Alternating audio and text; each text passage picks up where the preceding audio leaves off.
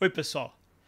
Vou usar a eleição da Hungria, que aconteceu agora, domingo, né, dia 3 de abril, para conversar sobre o conceito de democracia.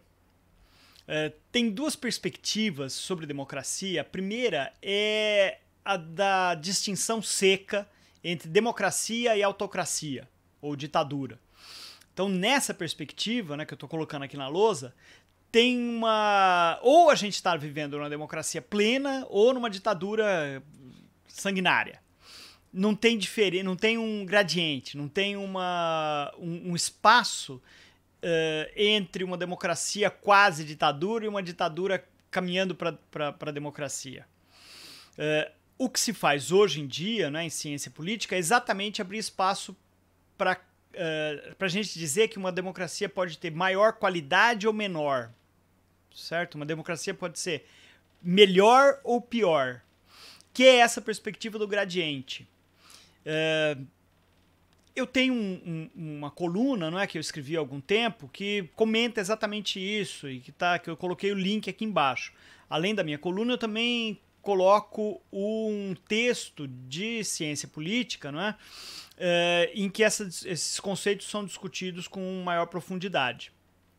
Mas vamos em frente. O que se diz é o seguinte, olha, não há essa distinção claríssima, ou ditadura ou democracia. Existe, como eu disse, democracias melhores e piores. A qualidade aumenta, portanto, vai chegar mais perto do azulzinho aí, né? A qualidade aumenta se a democracia tem maior representatividade, quer dizer, as minorias estão representadas no parlamento. Então eu consigo, apesar de ser uma minoria, ela está representada, ela consegue ter a sua voz ouvida no parlamento.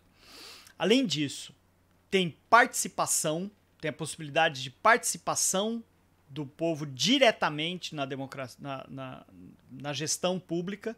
Isso, um dos instrumentos mais importantes disso foi criado aqui no Brasil, no Rio Grande do Sul, que é o orçamento participativo, que é imensamente importante, né? Um dos primeiros passos nesse sentido foi aqui no Brasil, Porto Alegre. Além disso, é necessário haver solidez institucional, quer dizer, a lei é obedecida pelas instituições. Eu não tenho um fiscal que abandona ou que é subfinanciado e não consegue desenvolver a sua fiscalização. Né, um IBAMA, um órgão fiscalizador que não consegue atuar porque não tem dinheiro suficiente. Isso quebra as instituições, não é? E piora a transmissão da ordem democrática para a ordem social. A decisão política não chega na sociedade. As leis não são cumpridas. Então, solidez institucional é o terceiro ponto. O primeiro é a representatividade, o segundo é a participação, o terceiro é a solidez institucional, e o quarto ponto são as liberdades, os direitos fundamentais e as liberdades de manifestação, né, de manifestação do pensamento, de manifestação política, não é? A liberdade de informação, a liberdade de credo, né? Essas liberdades todas são uma parte muito importante da democracia. E o próprio direito de votar e ser votado. Agora vamos lá para a Hungria. A primeira diferença, né, a primeira característica da democracia húngara que se destaca é o absoluto controle da mídia, né, dos sistemas de comunicação social pelo Estado ou pelo grupo que está mandando. A televisão pública é muito forte e não é uma televisão pública no sentido democrático. É uma televisão do governo. A oposição não tem acesso a essa televisão pública, televisão e rádio públicos. É só manifestação pró-Orbán, pró-governo. As televisões e rádios privadas também estão nas mãos de apoiadores do Orbán, do mandatário da Hungria. De maneira que só se ouvem elogios, mesmo nas televisões e rádios privadas.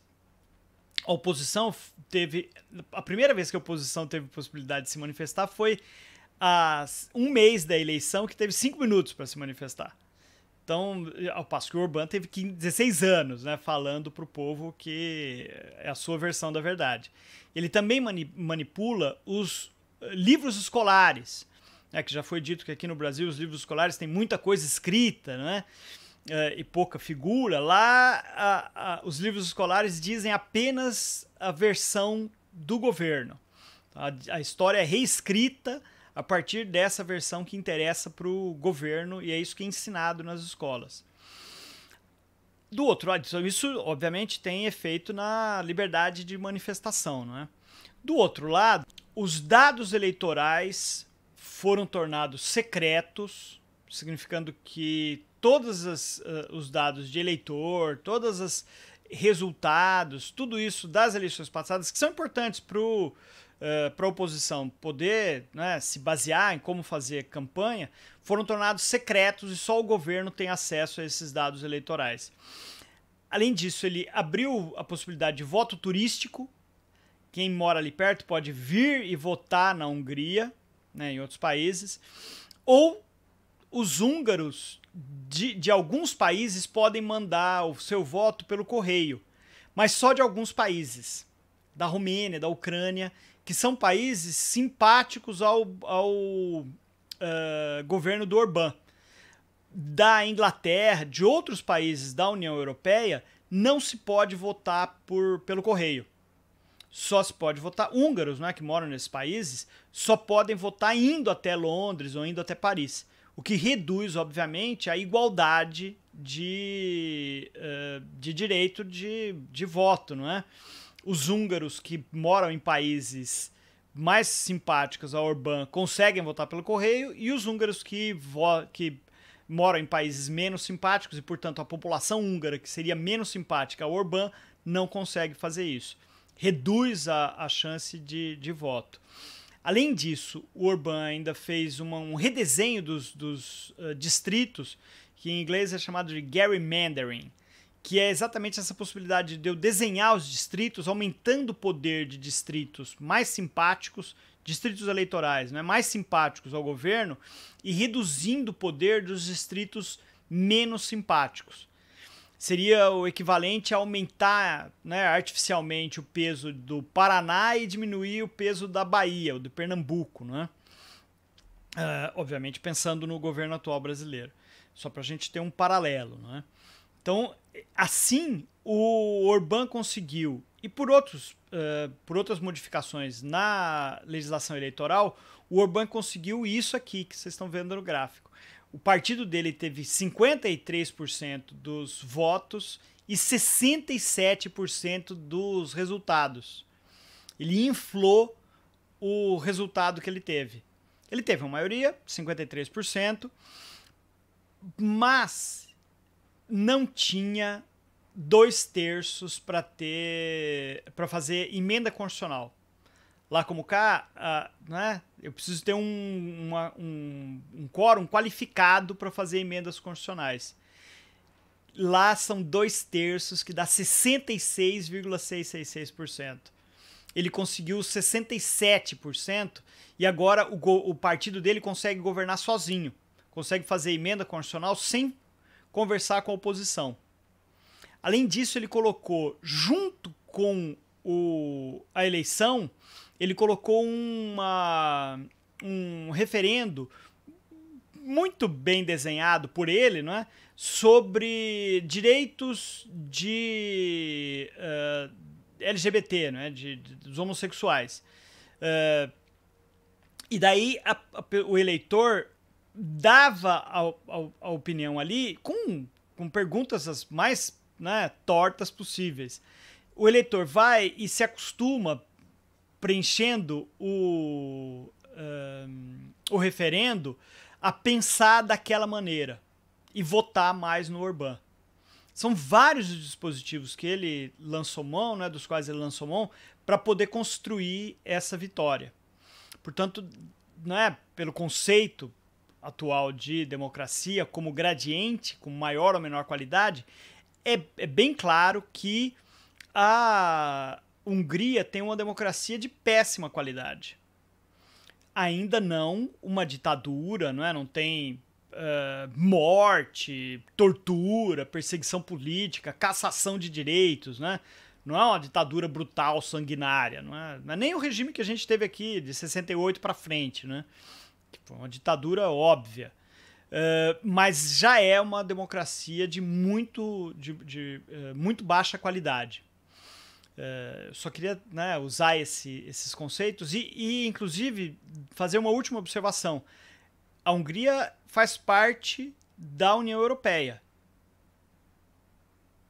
Muitas vezes a gente ouve gente falando, né, na televisão, em vários lugares, olha, não, a opinião internacional, a Europa, os Estados Unidos, a opinião internacional é contrária a ditaduras, existe uma garantia internacional de que nenhum país na América Latina pode voltar a ser ditadura.